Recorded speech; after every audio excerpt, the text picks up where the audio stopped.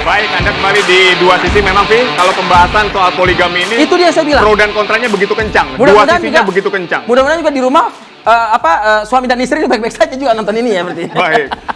Oke, kita akan ganti pemain, Vi, Ganti di pemain nih. segmen ini. Oke. Silakan, Bang Nara, Saya juga Bang Novel boleh ke bangku belakang. Nanti kalau ada yang ingin disampaikan dari bangku belakang, silakan, Bang. Dan Mas Husen bisa Boleh, silakan. Boleh tos dulu, Bang. Ah, mantap. Silakan. Nah, ini, Bang, silakan, Bang. Oke. Oke.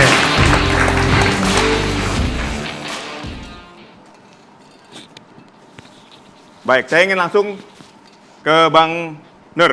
Ya. Bang Nurholis. Oke, Bang Nurholis, ini ketika kita misalnya membicarakan soal pergub dari Jakarta ini, kan salah satu semangatnya adalah untuk menurunkan tingkat perceraian dan perselingkuhan di lingkungan ASN yang datanya cukup tinggi. Seperti apa tanggapan Anda?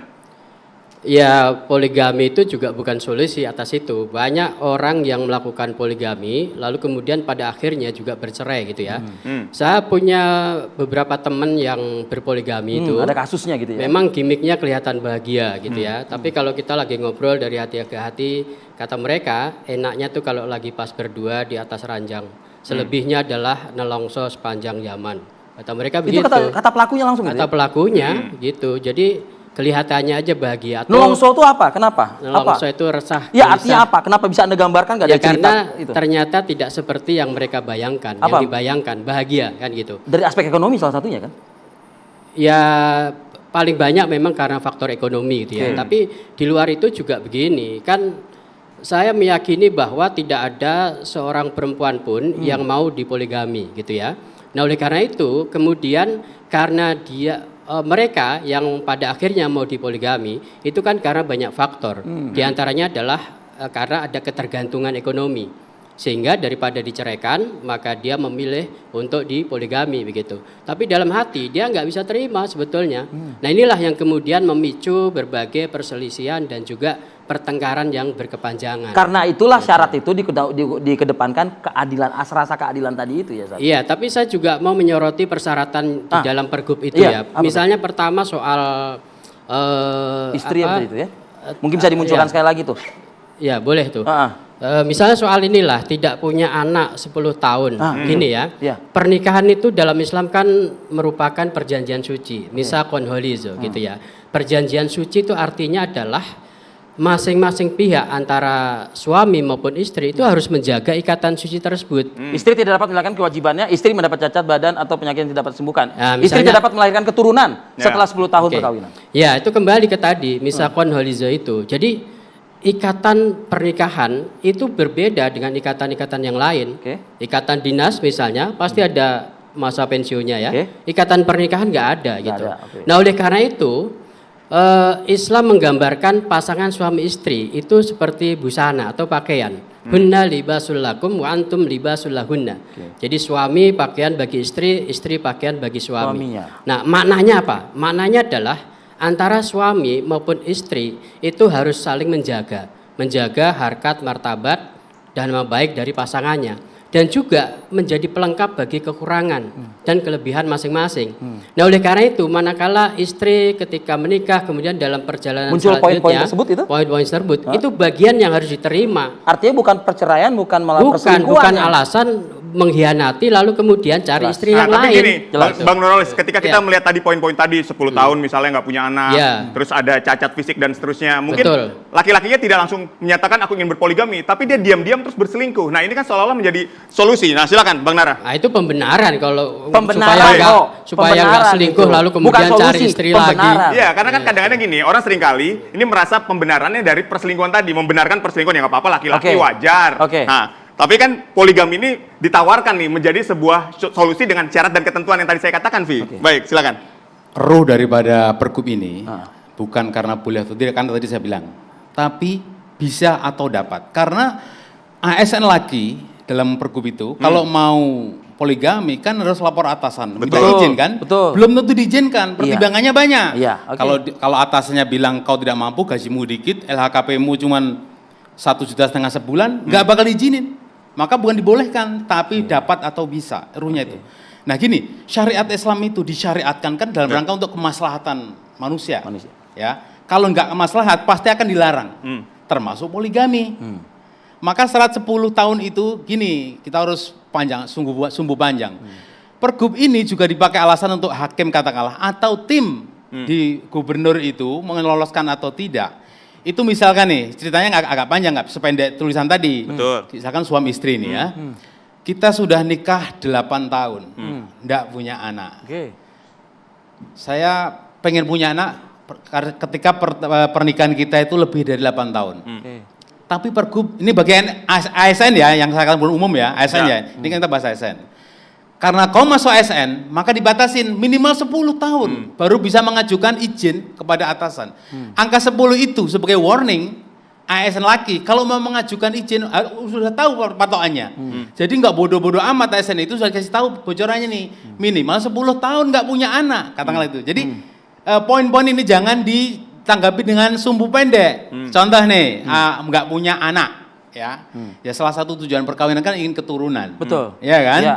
Ketika mereka nikah sampai 10 tahun, 15 tahun nggak punya keturunan, itu akan timbul konflik. Aturan-aturan ini adalah dibikin sudah dengan naskah akademik, bukan ujung-ujung datang. Ada naskah akademiknya tebal sekali.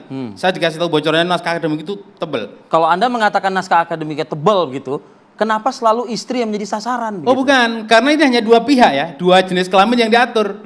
Yang banci, yang LGBT nggak diatur di sini. Yang saya maksudkan adalah ketika tidak punya keturunan, kenapa istri yang disalahkan? Kenapa tidak suami? Sebenarnya bukan disalahkan. Bukan salahkan. Di pergub itu kalau Anda baca dari A sampai Z, itu ada keputusan situ. Misalkan nih, aturan tentang istri nggak bisa melahirkan dalam waktu jangka tertentu, itu adalah keputusan dokter. Bukan keputusan suami istri. Jadi Anda baca dari awal ya. Saya udah baca ini sudah khatam 30 juz.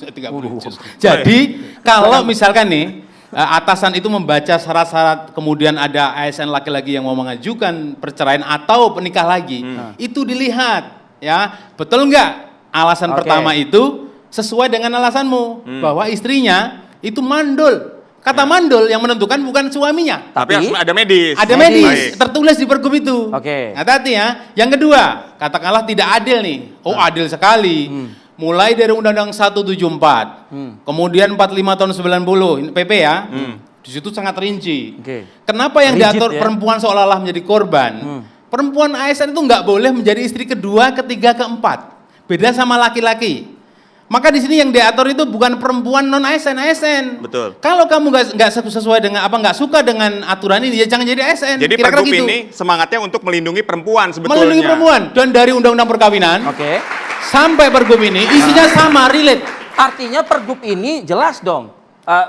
Mencegah poligami yang kebablasan kan berarti. Kalau tadi Anda katakan itu mempersempit perceraian, sebaliknya juga mempersulit gimana Anda poligami. Karena syaratnya sangat berat. Tapi bukan nggak boleh sama sekali, Bang. Oh nggak boleh. Betul. Dapat Baik, bisa. Ya memang dari rentetan persyaratan itu memang sulit kalau mau dipatuhi gitu ya. Hanya seringkali kita ini punya banyak peraturan, perundang-undangan gitu ya, tapi tidak dijalankan secara benar begitu. Sehingga kemudian yang saya khawatirkan adalah ini kan saya menduga banyak ASN nih yang mau poligami gitu kan. Atau jangan-jangan sudah, jangan-jangan. Yang sudah, iya. Diam-diam. Betul, tidak secara resmi. Itu juga kemungkinan banyak begitu. Nah, oleh karena itu sebetulnya kita bisa mencermati secara positif dari pergub ini. Kalau kacamata kita adalah positif, bagaimana melindungi perempuan gitu ya. Sama persis seperti ayat tentang poligami tadi di An-Nisa ayat 3 itu. Kemudian kita baca lagi di 129. Itu kan kalau kita mau objektif, cermati dengan mata hati begitu, maka tidak mungkin kita bisa melakukan. Sama persis seperti aturan tadi, itu juga sulit sebetulnya kalau kita mau mematuhi itu begitu. Nah, tapi persoalannya kan bukan di situ sebetulnya. Saya kembali bahwa ayat tentang poligami, kalau saya cermati itu sebetulnya esensi yang mau disampaikan oleh Allah itu ya hendak mengikis praktek poligami. Sebetulnya begitu. Malah justru mengikis praktik poligami. Bang Nara, setuju dengan itu? Bukan mengikis, jadi membatasi. Kalau dalam tradisi jahiliyah itu sampai enggak dulu sebelum Islam datang pra-Islam, Nabi Sulaiman itu dalam perjanjian lama istrinya sahnya 700. Gundek, mohon maaf ini bahasa kitab mereka ya. Gundeknya itu 300. Begitu Islam datang dibatasi hanya 4. Nasrani zaman Perancis bahkan sudah mulai ada, dibatasi 2. Mereka malah 2, kita 4. Ini jalan tengah. Artinya Islam datang itu adalah bukan menghilangkan tradisi, tapi mengatur, membatasi supaya tidak berlebihan, dan itu sama Rasulullah itu sudah dipikirkan. Rasulullah punya kelebihan, bisa tahu masa depan, bisa tahu ciri-cirinya, bisa tanda-tandanya. Kita tidak tahu. Jadi syariat poligami itu, kita jangan bilang bahwa ini akan mengikis ajaran poligami. Ndak, Islam sudah sempurna. Kata Nabi. Kenapa diksinya Pak Nur mengikis, Pak Nur? Mengikis bagaimana aturannya jelas poligami? Ya, itu? karena memang tadi itu kan praktek poligami itu sudah katakanlah mendarah daging, kira-kira gitulah. Dalam masyarakat Arab, tidak hanya Arab ya, pra Islam itu dari mulai Yunani, Mesir kuno, bahkan di Nusantara juga banyak para raja-raja itu juga berpoligami begitu. Itu. Nah, tadi saya sampaikan bahwa cara Quran, cara Allah untuk menerapkan sebuah hukum itu memang tidak saklek, bertahap. Sama persis ketika Allah itu mau mengharamkan khamr, minuman keras ya.